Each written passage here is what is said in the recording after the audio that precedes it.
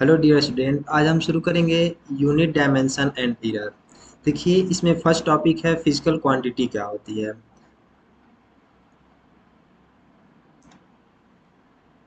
तो कोई भी क्वांटिटी जिसे हम मेजर कर सकते हैं उसको फिजिकल क्वांटिटी कहते हैं। जैसे मान लीजिए यदि दो पॉइंट है, पॉइंट ए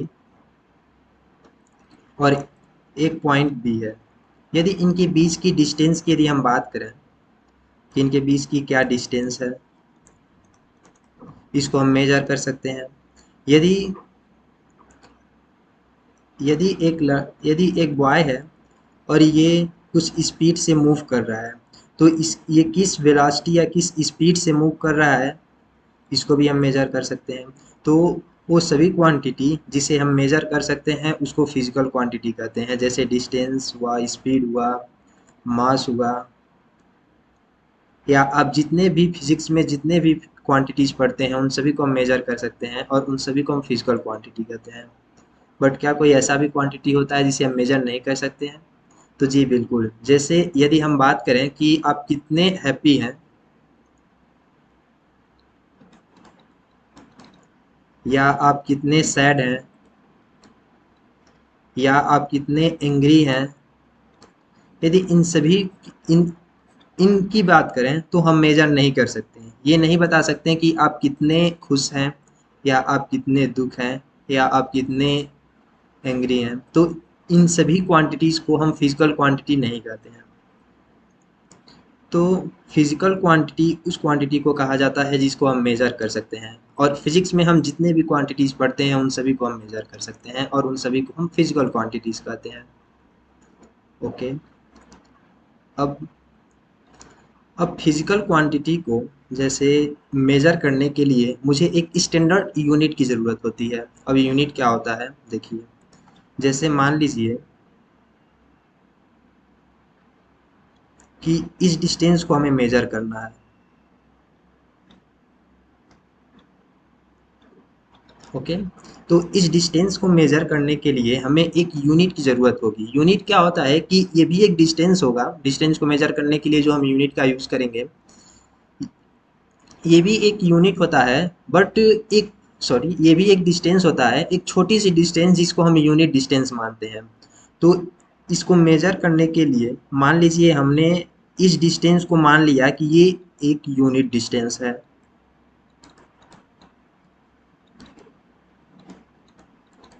यह एक यूनिट डिस्टेंस है और इस डिस्टेंस को हम रिप्रेजेंट करते हैं मीटर से।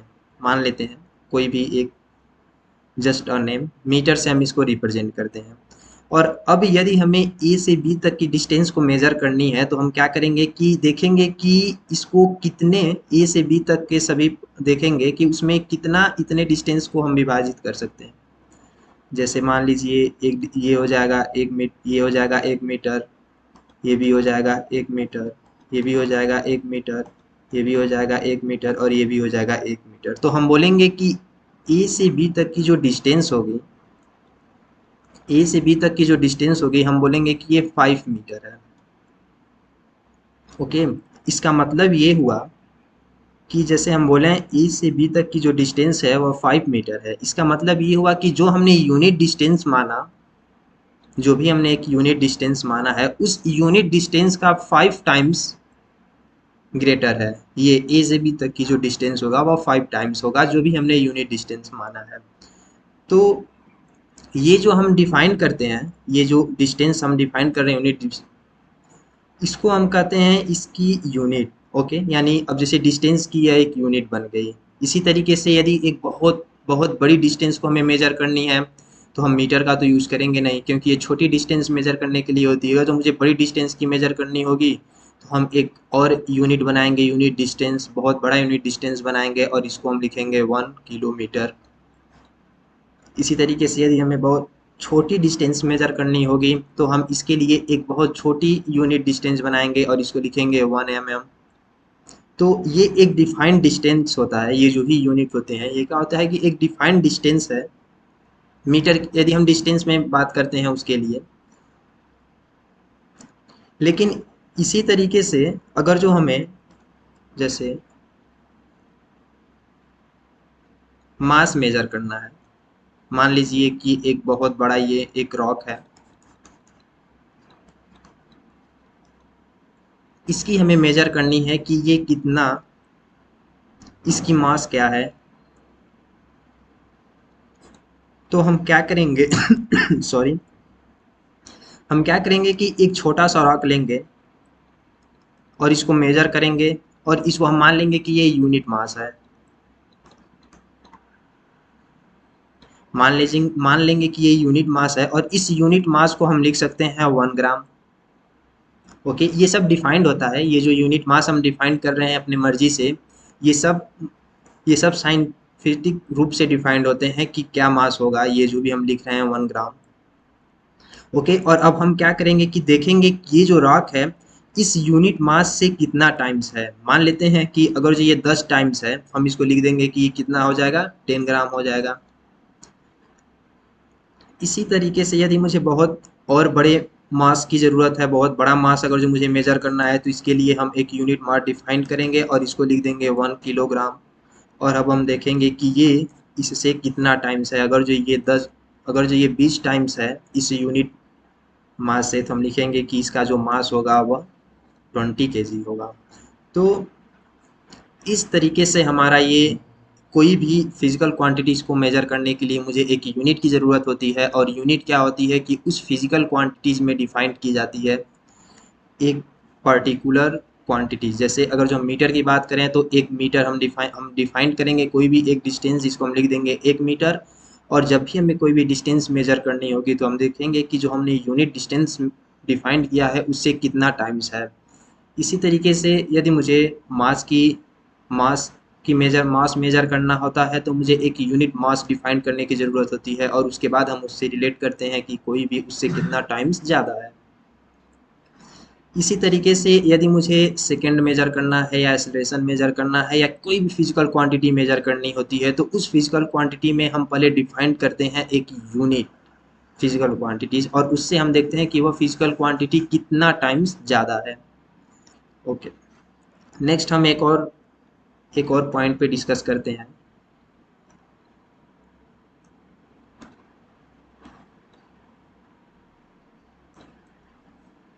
मान लेते हैं कि एक पॉइंट ए है और एक पॉइंट बी है, इसके बीच की जो डिस्टेंस है वह 5 मीटर है। मान लेते हैं कि इसके बीच की डिस्टेंस क्या है, 5 मीटर है मीटर सिस्टम में। और यदि हम इसको सेंटीमीटर में मेजर करें, सेम डिस्टेंस को हमने सेंटीमीटर में मेजर करेंगे तो ये आ जाएगा 500 सेंटीमीटर। सेम डिस्टेंस को यदि हम mm में मेजर करेंगे तो ये आ जाएगा हमारा 5000 mm। ओके, ये एक यूनिट है और ये एक न्यूमेरिकल वैल्यू है। ये याद रखिएगा कि किसी भी फिजिकल क्वांटिटी को रिप्रेजेंट करने के लिए मुझे दो चीज़ों की ज़रूरत पड़ती है। एक होता है न्यूमेरिकल वैल्यू और एक होती है यूनिट। ओके, यानी किसी भी फिजिकल क्वांटिटी को रिप्रेजेंट करने के लिए दो चीज़ों की ज़रूरत होती है, एक न्यूमेरिकल वैल्यू और एक यूनिट की। तो मान लेते हैं कि ए से बी तक की डिस्टेंस हमने एक यूनिट डिफाइंड किया मीटर, और उसमें हमने देखा थी कि आया हमारा 5 मीटर। ओके, यदि हम इसको n1 मान लें, ये u1 हो जाएगा। इसी तरीके से हमने एक और यूनिट डिफाइंड किया सेंटीमीटर, और उसमें जब हमने इसको मेजर किया तो ये आया हमारा 500। यदि हम इसको n2 मान लें तो ये हो जाएगा हमारा u1 u2। इसी तरीके से हमने एक mm भी डिफाइंड किया, यदि हम इसको u3 मान लें तो ये जो न्यूमेरिकल वैल्यू होगा ये हो जाएगा हमारा n3। तो आप देखेंगे कि ये जो तीनों क्वांटिटीज लिखी हुई हैं ये एक फिजिकल क्वांटिटी होगा,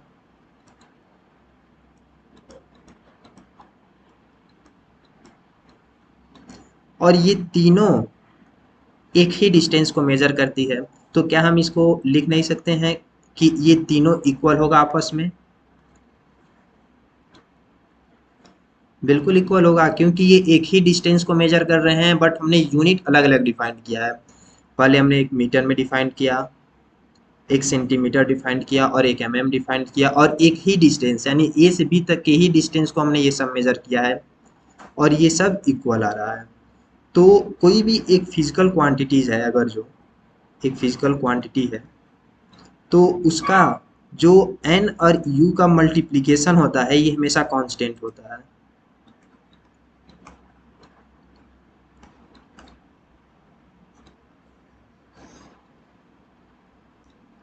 इसका मतलब ये हुआ कि यदि हमने दो तीन, मान लेते हैं कि हमने दो तीन यूनिट डिफाइन किया,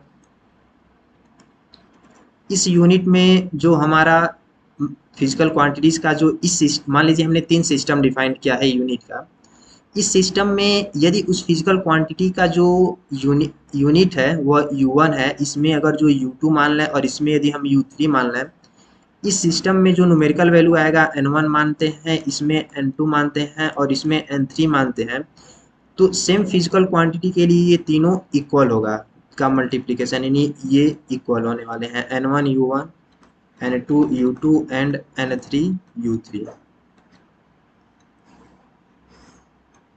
ओके, तो ये हमें याद रखना है कि जो NU होता है ये हमेशा क्या होता है, कांस्टेंट होता है। NU यानी किसी भी फिजिकल क्वांटिटी को रिप्रेजेंट करने के लिए दो चीज़ों की ज़रूरत पड़ती है, एक न्यूमेरिकल वैल्यू और एक यूनिट की, और इनका जो मल्टीप्लिकेशन होता है हमेशा कांस्टेंट होता है।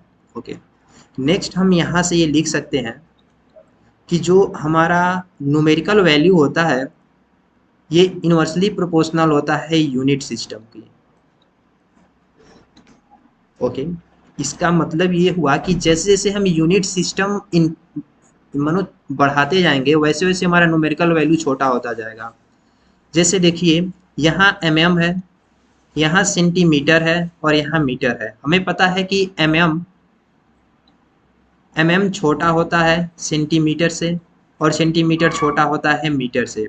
तो इस डायरेक्शन में जैसे जैसे हम सिस्टम बढ़ा रहे हैं, यानी यूनिट सिस्टम हम बढ़ा रहे हैं, वैसे वैसे जो न्यूमेरिकल वैल्यू है वह घटता जा रहा है। इसका मतलब ये हुआ कि जितना बड़ा सिस्टम होगा हमारा, यूनिट सिस्टम होगा, ये न्यूमेरिकल वैल्यू उतनी छोटी होगी। जैसे यदि हम यहाँ बात करें तो ये मीटर सबसे बड़ा है यहाँ इन तीनों सिस्टम में, इसलिए इसका जो न्यूमेरिकल वैल्यू है वह सबसे छोटी है। और यदि हम इस यहाँ देखें तो ये जो है ये सबसे छोटी सिस्टम है यूनिट की इन तीनों में, और यहाँ इसकी जो न्यूमेरिकल वैल्यू है ये सबसे बड़ी है।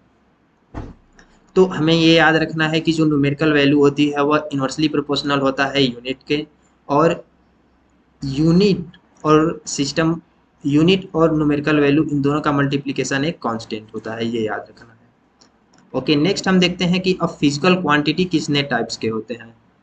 तो इन जनरली फिजिकल क्वांटिटीज जो होते हैं वह थ्री टाइप्स के होते हैं। पहला आता है हमारा स्केलर। स्केलर क्वांटिटीज क्या होती है? देखिए वह क्वांटिटी जिसको जिसको जब भी हम बात करें उसमें डायरेक्शन की कोई भी ज़रूरत ना हो। जैसे मान लीजिए कि हमें फाइंड आउट करना है डिस्टेंस, यानी एक पॉइंट हमें बोला कि कोई एक पॉइंट ए है और बी के बीच की जो डिस्टेंस है वह बोल दिया मैंने कि 5 मीटर है।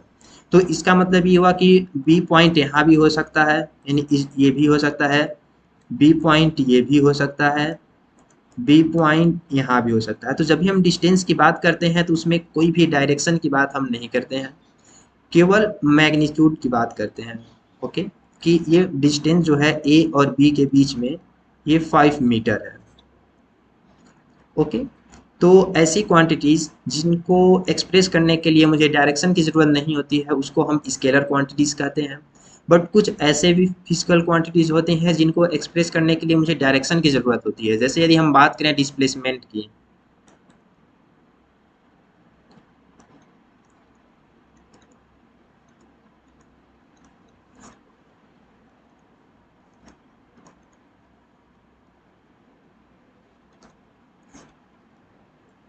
यदि हम डिस्प्लेसमेंट की बात करें तो डिस्प्लेसमेंट बताने के लिए मुझे डायरेक्शन की ज़रूरत पड़ती है कि point A positive x direction में बी डिस्टेंस की यानी 5 मीटर डिस्टेंस पर पॉइंट बी है। यानी मुझे यहाँ डायरेक्शन भी बताना पड़ रहा है कि प्लस एक्स डायरेक्शन में। ओके, प्लस ये जो पॉइंट बी है ये पॉइंट ए से 5 मीटर प्लस एक्स डायरेक्शन में है। तो जब भी हमें कभी डायरेक्ट किसी भी फिजिकल क्वांटिटी को बताने के लिए मुझे डायरेक्शन बताना भी ज़रूरत होती है, तो उस केस में हम उसको कहते हैं कि ये वेक्टर क्वांटिटी है। यानी वेक्टर क्वांटिटी में क्या होता है, मैग्नीट्यूड भी होती है और डायरेक्शन भी होता है। ओके। एक और टाइप का होता है फिजिकल क्वांटिटी जिसमें यूनिट नहीं होता है।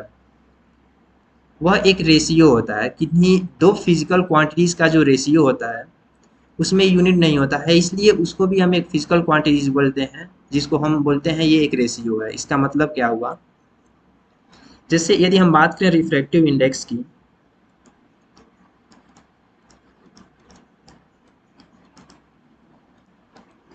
यदि आप नहीं पढ़े हैं रिफ्रैक्टिव इंडेक्स क्या होता है, तो ये रिफ्रैक्टिव इंडेक्स क्या होता है कि किन्हीं दो मीडियम के वेलोसिटी का रेशियो होता है। उसमें जो लाइट है वह किस स्पीड से, जैसे मान लीजिए कि एक मीडियम ये M1 है, ये ग्लास है और ये वाटर है, और इस मीडियम को हम मान लें M2, और इसमें वेलोसिटी v1 है और इसमें वेलोसिटी v2 है, लाइट की वेलोसिटी। यदि लाइट इसमें v1 वेलोसिटी से मूव कर रही है और इसमें v2 वेलोसिटी से मूव कर रही है, और यदि हम फाइंड आउट करें कि रिफ्रैक्टिव इंडेक्स क्या होगा इन दोनों मीडियम का एक दूसरे के रिस्पेक्ट में, तो इसके लिए क्या होता है कि इन दोनों वेलोसिटी का रेशियो मुझे फाइंड आउट करना पड़ता है। ओके। यानी रिफ्रैक्टिव इंडेक्स जो होता है ये किन्हीं दो वेलोसिटी का रेशियो होता है। और हम मान लें कि ये अगर जो 10 मीटर पर सेकेंड है इसमें वेलोसिटी, और इसमें हमारा 5 मीटर पर सेकेंड है, तो यदि हम रिफ्रैक्टिव इंडेक्स फाइंड आउट करना चाहेंगे तो क्या आएगा, यूनिट तो कैंसिल आउट हो जाएंगे और आएगा एक केवल न्यूमेरिकल वैल्यू, केवल न्यूमेरिकल वैल्यू आएगा। वही लिखा हुआ है कि एक रेशियो भी होता है जो कि सिमिलर क्वांटिटी का दो, यानी जो फिजिकल क्वांटिटीज है ये रेशियो होता है किन्हीं दो सिमिलर क्वांटिटीज का, और इसमें यूनिट नहीं होता है, केवल और केवल न्यूमेरिकल वैल्यू होता है। देखिए देखिए हमने पढ़ा है कि जो भी फिजिकल क्वांटिटी होता है उसको रिफरेंस एक्सप्रेस करने के लिए मुझे एक क्वांटिटीज की एक न्यूमेरिकल वैल्यू की ज़रूरत होती है और एक यूनिट की ज़रूरत होती है। बट इस केस में ये एक एक्सपेंशन एक होता है, इसमें क्या है कि न्यूमेरिकल वैल्यू केवल होती है, यूनिट नहीं होता है। क्यों, वास्तव में इसमें यूनिट होता है जो कि हमें दिखता नहीं है। मतलब ऐसे हम बोल सकते हैं कि जो रिफ्रैक्टिव इंडेक्स है ये रिलेटिव टर्म है। ओके। ये बताना चाह रहा है, ये वास्तव में ये स्पीड ही है, ये जो हमने टू दिया ये स्पीड है, ये बता रहा है कि यदि हम बोलें कि इस मीडियम का रिफ्रैक्टिव इंडेक्स 2 है, तो इसका मतलब ये हुआ कि जो लाइट की स्पीड होगी इस मीडियम में जो भी होगा उसके 2 टाइम्स होगा इस मीडियम में। इसको और डिटेल में हम पढ़ेंगे क्लास 12th में जब रिफ्रैक्टिव इंडेक्स हम पढ़ेंगे। बट यहाँ समझ जाइए कि एक फिजिकल क्वांटिटीज तीन टाइप के होते हैं, एक स्केलर, एक वेक्टर और एक रेशियो। स्केलर क्या होता है कि इसमें भी केवल नंबर ही होते हैं बट इसमें यूनिट भी होते हैं स्केलर क्वांटिटी में। वेक्टर में क्या होता है कि सॉरी, मैग्नीट्यूड और डायरेक्शन दोनों होता है, और रेशियो जिसमें यूनिट नहीं होता है, केवल और केवल एक न्यूमेरिकल वैल्यू होती है। ओके। नेक्स्ट फिजिकल क्वांटिटीज एक और टाइप, ये तो हमने डिफाइंड किया कि डायरेक्शन और मैग्नीट्यूड के आधार पे इसको हमने तीन प्रकार के बताया कि physical quantity magnitude and direction के बेसिस पे कितने टाइप्स के होते हैं। एक और टाइप्स होता है जिसमें फिजिकल क्वांटिटीज जो होते हैं वो दो टाइप्स के होते हैं, एक होता है हमारा फंडामेंटल क्वांटिटीज और एक होता है हमारा डेराइव्ड क्वांटिटीज। फंडामेंटल क्वांटिटीज क्या होती है, ऐसी फिजिकल क्वांटिटीज जो किसी दूसरे फिजिकल क्वांटिटीज पे डिपेंड नहीं करती है, यानी इंडिपेंडेंट होती है। या हम बोल सकते हैं कि फंडामेंटल क्वांटिटीज को एक दूसरे टर्म में डिफाइन कर सकते हैं कि ऐसी क्वांटिटीज जो किसी दूसरे फिजिकल क्वांटिटीज में एक्सप्रेस नहीं किया जा सकता है। जैसे यदि हम एक एग्जांपल लें, जैसे लेंथ, यदि हम लेंथ को बताएं, क्या हम लेंथ को किसी दूसरे फिजिकल क्वांटिटी में एक्सप्रेस कर सकते हैं, बिल्कुल नहीं, लेंथ तो सबसे छोटी क्वांटिटीज है। इसी तरीके से मास को भी हम एक्सप्रेस नहीं कर सकते हैं। इसी तरीके से हमारा टाइम, इसको भी हम किसी दूसरे फिजिकल क्वांटिटीज है, यानी जैसे यदि हम ये बोले कि मास को मुझे टाइम और लेंथ में बताओ कि मास क्या होगा, तो मतलब हम एक्सप्रेस नहीं कर सकते हैं ना, मतलब वैसे तो हम कर सकते हैं फार्मूलेस यूज करके, लेकिन इन जनरली लेंथ की जब भी हम बात करते हैं तो लेंथ एक ऐसी क्वांटिटीज है जो किसी दूसरे पे डिपेंड नहीं करती है। लेकिन यदि हम बात करें वेलोसिटी की,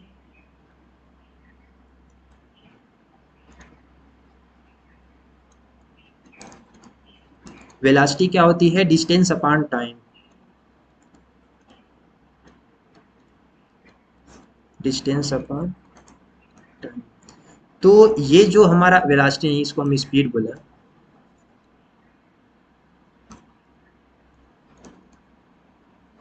ये जो हमारा स्पीड है जो कि दो फिजिकल क्वांटिटीज के रेशियो के बराबर है, डिस्टेंस एंड टाइम।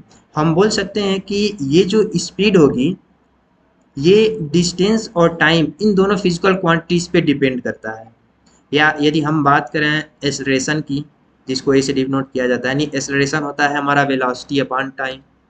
तो हम बोलेंगे कि ये जो एक्सेलरेशन है ये वेलोसिटी और टाइम पे डिपेंड कर रहा है। या यदि हम बात करें फोर्स की, force is equal to mass into acceleration.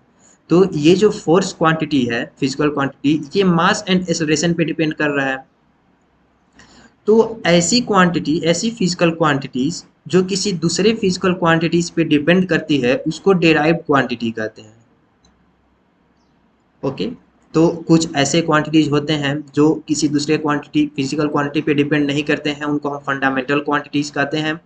और इनके यूनिट को फंडामेंटल यूनिट कहते हैं। और टोटल 7 फंडामेंटल क्वांटिटीज होते हैं। देखते हैं कौन कौन। एक होता है लेंथ, इसकी जो हमारा यूनिट होती है मीटर, और इसको स्मॉल एम से डिनोट किया जाता है। सेकेंड होती है हमारा मास, जिसका यूनिट होता है किलोग्राम, केजी से रिप्रेजेंट किया जाता है। एंड थर्ड होता है हमारा टाइम, इसका यूनिट सेकेंड होता है और स्मॉल एस से डिनोट किया जाता है। एंड इसी तरीके से इलेक्ट्रिक करंट होता है, टेम्परेचर होता है, अमाउंट ऑफ सब्सटेंस होता है, एल्यूमिनस इंटेंसिटी होती है। तो टोटल 7 फंडामेंटल यूनिट होते हैं और ये हैं उनके unit, fundamental units, ampere, kelvin, mole, candela. और इस तरीके से इसको रिप्रेजेंट करते हैं। एम्पियर को कैपिटल ए से रिप्रेजेंट किया जाता है, केल्विन को के से रिप्रेजेंट किया जाता है, मोल को मोल से रिप्रेजेंट किया जाता है, एंड कैंडेला को सीडी से रिप्रेजेंट किया जाता है। तो ये होते हैं हमारा ये होता है हमारा फंडामेंटल क्वांटिटीज। और डिराइव क्वांटिटीज तो बहुत ज़्यादा होते हैं, तो उनको हम टेबुलेट नहीं करेंगे। ऐसे समझ जाइए कि उन वो सभी क्वांटिटीज जो इन सातों से मिलके बनेंगे उन सभी को हम डिराइव क्वांटिटीज कहते हैं, और उनके यूनिट को डिराइव्ड यूनिट कहते हैं। ओके, नेक्स्ट देखिए सिस्टम ऑफ यूनिट। हम सबसे मतलब शुरू में ही हम डिस्कस कर रहे थे कि किसी भी फिजिकल क्वांटिटीज को मेजर करने के लिए मुझे एक सिस्टम की ज़रूरत होती है, एक यूनिट की सिस्टम की ज़रूरत होती है कि हमें इसको किस यूनिट में मेजर करना है। तो अब हम देखते हैं कि टोटल कितने टाइप्स के सिस्टम बनाए गए हैं, हमारे स्टैंडर्ड सिस्टम बनाए गए हैं। तो टोटल 4 टाइप के स्टैंडर्ड सिस्टम होते हैं। एक सीजीएस सिस्टम होता है, एमकेएस सिस्टम होता है, और एफपीएस सिस्टम होता है, और एक एसआई सिस्टम होता है। तो हम एक एक करके सॉरी डिटेल में रीड करते हैं। जैसे यदि हम सीजीएस सिस्टम की यदि हम बात करें तो देखिए जो हमारा फंडामेंटल फिजिकल क्वांटिटीज है उसमें हम केवल तीन फंडामेंटल मानते हैं मुख्य रूप से। एक हम लेंगे मास,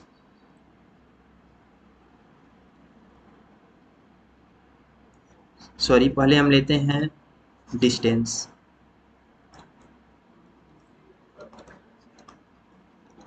डिस्टेंस, मास एंड टाइम। तो सीजीएस सिस्टम ये कहता है कि हम डिस्टेंस को, जो कि अब हम डी से लिखेंगे, डिस्टेंस को हम सेंटीमीटर में मेजर करें, मास को हम केजी में रिप्रेजेंट सॉरी ग्राम में रिप्रेजेंट करें, मास को हम ग्राम में रिप्रेजेंट करेंगे, और जो हमारा टाइम है इसको हम सेकेंड में रिप्रेजेंट करेंगे। तो सीजीएस सिस्टम ये कहता है कि डिस्टेंस में जो यूनिट डिस्टेंस हमने लिया है वह 1 सेंटीमीटर लेंगे। यानी सेंटीमीटर में यदि हम डिस्टेंस को मेजर करेंगे तो हम उसको बोलेंगे कि ये सीजीएस सिस्टम में है। मास को हम ग्राम में मेजर करते हैं, टाइम को हम एस में मेजर करते हैं। तो देखिए ये सीजीएस सिस्टम में ये जो सी है इसका मतलब होता है सेंटीमीटर, ये जो जी है इसका मतलब होता है ग्राम, और ये जो एस है इसका मतलब होता है सेकेंड। तो इस तरीके से ये सीजीएस सिस्टम होता है। नेक्स्ट हम देखते हैं एमकेएस सिस्टम क्या होता है। एमकेएस सिस्टम क्या होता है कि इसमें डिस्टेंस को एम फॉर मीटर में हम मेजर करते हैं। ओके, मीटर में मेजर करेंगे, और जो हमारा मास होगा के फॉर किलोग्राम, यानी मास को हम किलोग्राम में मेजर करेंगे, और जो हमारा टाइम है और ये जो एस होगा ये एस फॉर सेकेंड, यानी टाइम को हम सेकेंड में मेजर करेंगे। तो हम बोलेंगे कि ये एमकेएस सिस्टम में यूनिट है। अभी हम देखेंगे कि किस तरीके से सीजीएस सिस्टम या एमकेएस सिस्टम में हम किसी भी फिजिकल क्वांटिटीज की यूनिट लिखते हैं। नेक्स्ट जो हमारा थर्ड होता है ये होता है एफपीएस। इसमें क्या होता है कि जो हमारा मास होता है, सॉरी पहले हम लेते हैं डिस्टेंस।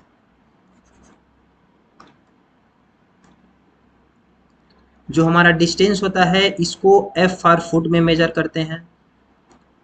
जो हमारा मास होता है इसको पी फॉर पाउंड में मेजर करते हैं,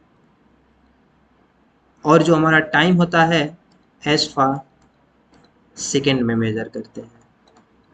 तो हम बोलेंगे कि ये एफपीएस सिस्टम में है unit. Okay, next SI system क्या होता है। देखिए एसआई सिस्टम क्या होता है कि ये एक एम के एस सिस्टम ही होता है, लेकिन उसको हम एक दूसरा नाम दे देते हैं। जैसे हम देखते हैं एसआई सिस्टम को हम समझते हैं एक एग्जाम्पल के थ्रू, फोर्स।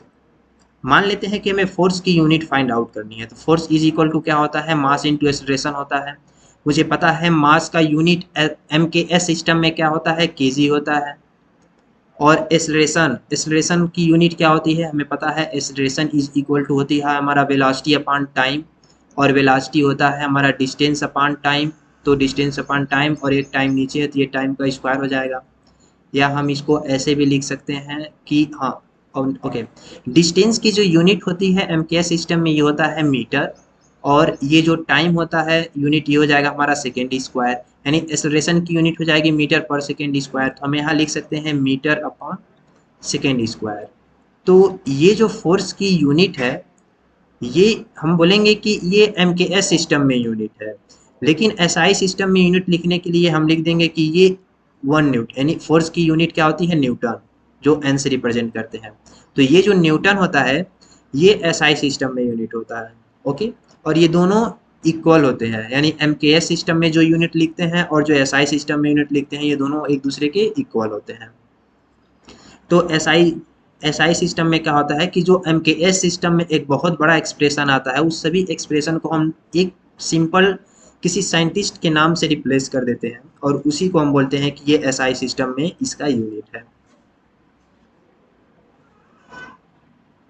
ओके, नेक्स्ट हम कुछ देखते हैं कि एसआई प्रीफिक्स डिफाइन किया गया है। ये भी बहुत इंपॉर्टेंट है कि यदि कहीं भी लिखा है पेटा तो उसका मतलब ये हुआ 10⁵। यदि कहीं लिखा है टेरा इसका मतलब 10⁻12 हुआ। यदि कहीं लिखा है गीगा इसका मतलब 10⁻⁹ सॉरी 10⁹ हुआ। यदि कहीं लिखा है मेगा तो इसका मतलब हुआ 10⁻6 हुआ। ये बहुत इंपॉर्टेंट होता है। देखिए इसका यूज कैसे करते हैं, जैसे मान लीजिए लिखा है, आप किलोमीटर से ही इसको रिलेट करते हैं। लिखा है किलोमीटर, 1 किलोमीटर, तो यदि हमें इस किलो को हटाना है तो क्या प्रीफिक्स लगाएंगे, यानी यदि हम इस किलो को हटा दें तो ये होगा मीटर। लेकिन हम यहाँ क्या लिखेंगे, तो पहले देखते हैं कि किलो प्रीफिक्स किसके इक्वल होता है। तो यदि आप देखेंगे यहाँ तो 1 किलो किसके बराबर है, 10⁻³ के। तो यहाँ मुझे लिखना पड़ेगा 10⁻3, तो ये किलो हट जाएगा, यानी 1 kilometre is equal to 10⁻3 metres. Same इसी तरीके से यदि हम 1 सेंटीमीटर की यदि हम बात करें, 1 सेंटीमीटर, और हमें यहाँ मीटर लिखे हैं, और यदि हमें ये जो सेंटी लिखे हैं, यदि मुझे ये सेंटीमीटर हटाना है तो हम इसमें देखेंगे कि 1 सेंटीमीटर में प्रीफिक्स क्या है। तो आप देखिए ये जो हमारा सेंटी का प्रीफिक्स है ये 10⁻² होना चाहिए। ओके, तो ये 10⁻² है, तो हम यहाँ क्या लिख देंगे 10⁻², और हमें पता है 1 centimetre is equal to 10⁻² centimetre होता है।